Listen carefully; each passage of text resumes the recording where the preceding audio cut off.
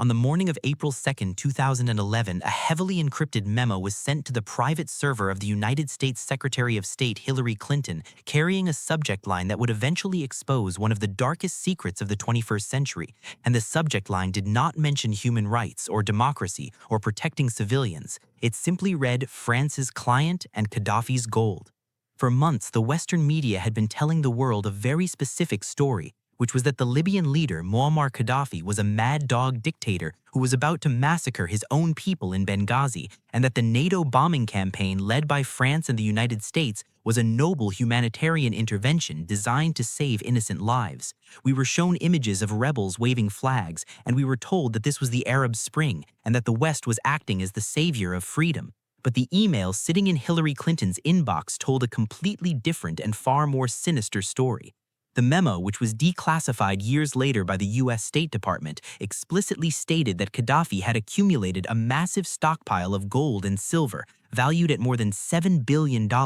and that his plan was to use this gold to create a new pan-African currency called the Gold Dinar. This new currency was designed to replace the French franc, which was used by 14 African nations, and the U.S. dollar as the standard for selling oil, which would have shattered the economic control that Europe and America held over the African continent. The email bluntly concluded that this plan was one of the primary factors that drove French President Nicolas Sarkozy to launch the war on Libya, meaning that the bombs falling on Tripoli were not dropped to save civilians, they were dropped to save the French banking system and the US dollar from an economic threat.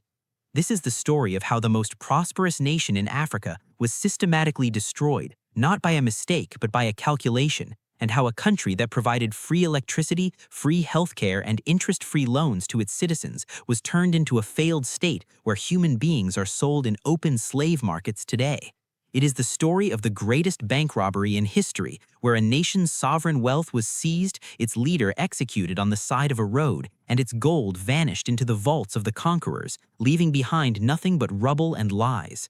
To understand why Gaddafi had to die, we have to look past the propaganda of the mad dictator and look at the financial empire he was building, an empire that threatened to unplug the global south from the Western financial matrix, and for that crime he paid with his life. Most people think the war in Libya was about a tyrant killing his people, but the evidence suggests it was actually about a currency killing a cartel. And today we are going to open the file that they tried to keep classified to show you the true price of the gold dinar.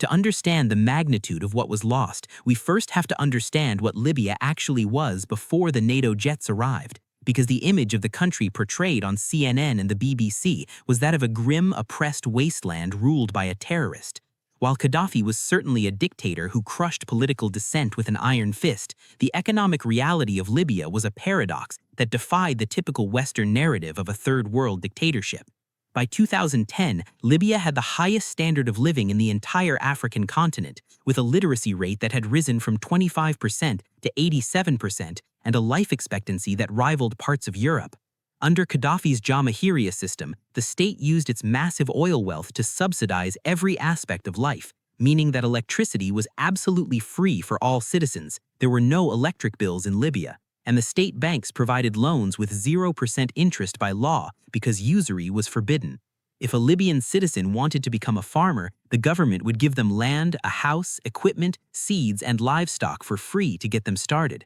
And if a Libyan student wanted to study a subject that was not taught in the country, the government would pay for them to go to any university in the world and give them a monthly salary and a car while they studied. Perhaps the most crowning achievement was the Great Man-Made River, a project so massive that Gaddafi called it the eighth wonder of the world, which consisted of a vast network of underground pipes that pumped fresh water from ancient aquifers deep in the Sahara Desert to the coastal cities, providing free, clean water to the population and turning the desert green for agriculture. This was a nation that was self-sufficient, debt-free, and sitting on the largest oil reserves in Africa. But Gaddafi's ambition went far beyond the borders of Libya because he dreamed of a United States of Africa, a geopolitical bloc that could stand as an equal to the European Union and the United States. For decades, this was dismissed as the fantasy of an eccentric colonel who slept in a Bedouin tent, but in the late 2000s, Gaddafi began to make concrete moves that terrified the Western financial elite. He laid the groundwork for three major institutions: an African Monetary Fund to replace the IMF, an African central bank to replace the French-controlled CFA Franc, and a United States of Africa army to protect the continent. But the nuclear option was the Gold Dinar, a plan to unite the gold reserves of the African oil-producing nations to create a single gold-backed currency that would be used to sell energy resources to the world. This was a direct existential threat to the French economy because France maintains its influence in West Africa through the CFA franc,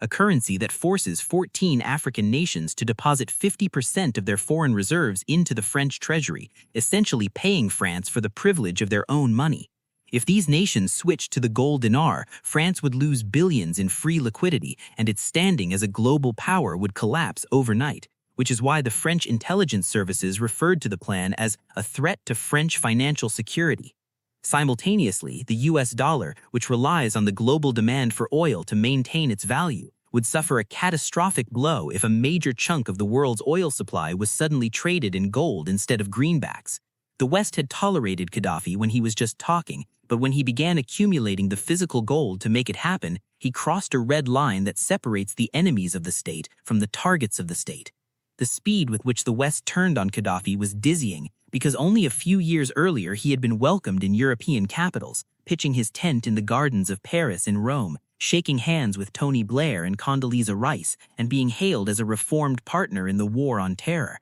But when the Arab Spring protests erupted in neighboring Tunisia and Egypt in early 2011, the Western powers saw a golden opportunity to execute a regime change under the cover of a popular revolution. When protests broke out in Benghazi, they were quickly armed and supported by Western intelligence agencies, and while the media painted the rebels as peaceful pro-democracy activists, many were hardened militants with ties to extremist groups who were given weapons and air support by the NATO alliance. The narrative of an imminent genocide was constructed to justify a UN resolution for a no-fly zone, but as soon as the resolution passed, the mission morphed instantly from protecting civilians to hunting down the Libyan leader and destroying the country's infrastructure. For 7 months, the most powerful military alliance in history rained bombs down on a country of 6 million people, targeting the water pipes of the great man-made river, the electrical grid, and the state institutions, obliterating the achievements of 40 years in a matter of weeks. The end came on October 20, 2011, when Gaddafi's convoy was struck by a NATO airstrike as he tried to flee his hometown of Sirte,